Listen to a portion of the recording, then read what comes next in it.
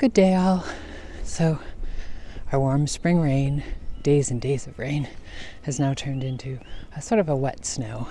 But I beachcomb and walk every day, but the last 2 days has been so much rain that I haven't really been able to get out other than to just get to the chickens and go out to my other studio.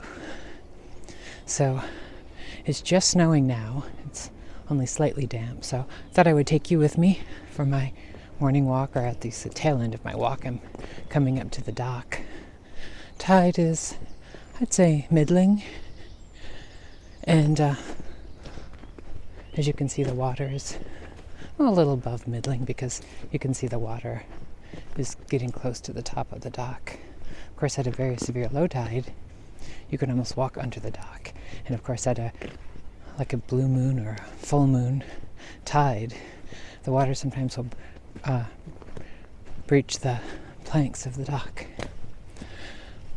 So just a lovely walk on a chilly, snowy Cape Cod kind of day.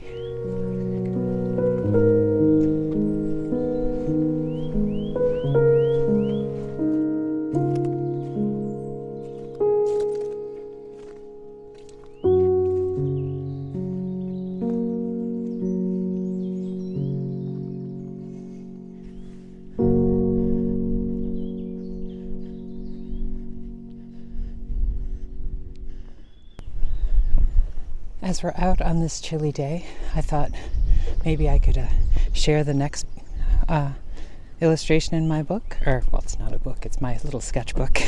And as I've been sketching, when I'll mention in one story, which just comes to me, about a particular character, then I'll kind of mention something else and another character will arise. So in the last one with Silas Acorn, I mentioned his father.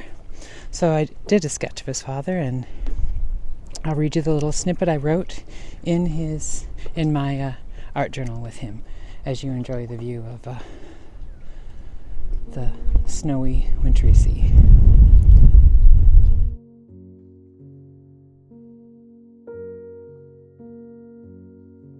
Silas Acorn was a proud man. Being head gamekeeper and gillie on Lady Tabby's estates made him so. He'd come up under his father's tutelage and had hoped his own son, Enoch, would follow in the family traditions. He had not. Instead, his son Enoch saw fit to become a lowly porter at the village train station, pushing carts and luggage about. You're giving up on tradition, you foolish child, and for what?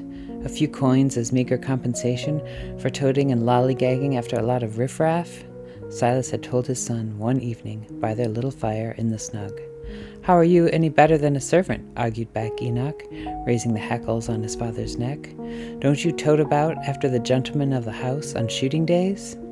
Silas would not dignify that with response. His son was foolhardy, like most young people, so he'd simply slip back into the study and mend the wicker cages for the pheasant's eggs he'd set for the coming season's flock. Silas Acorn thought outsiders could be a lot of riffraff. Having been raised on the Tabby estate, he did not consider himself a lowly servant, as his son Enoch had seen fit to call him. He lived in his father's fine cottage that he was born in on the estate. They had their own garden, kept well and tidy by his lovely wife, and was not scampering about after folk like a lowly train porter. No, he could not account for young people today. There's no accounting for young people today, he harumphed as he poked at the cozy fire in his snug, mending the pheasant cages. I suppose a fool boy like Enoch can't tell the difference between working in the traditions of his ancestors for the gentry and faffing about after a lot of riffraff at train stations. Silas Acorn was a proud man and was honored to be gamekeeper and gillie, if only his son had some sense. Well, I hope you like the next little story.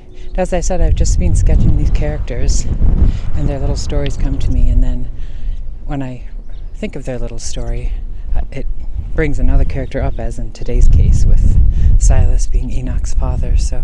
But the wind's picking up. It's getting a bit nippy, so I'm going to head back, get into the studio. So thank you for joining me for today's wintry, short postcard vlog and another little installment in my character drawings and stories.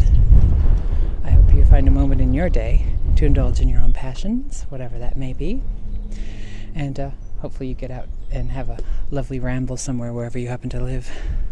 So until tomorrow's vlog, remember, stay creative. Cheers.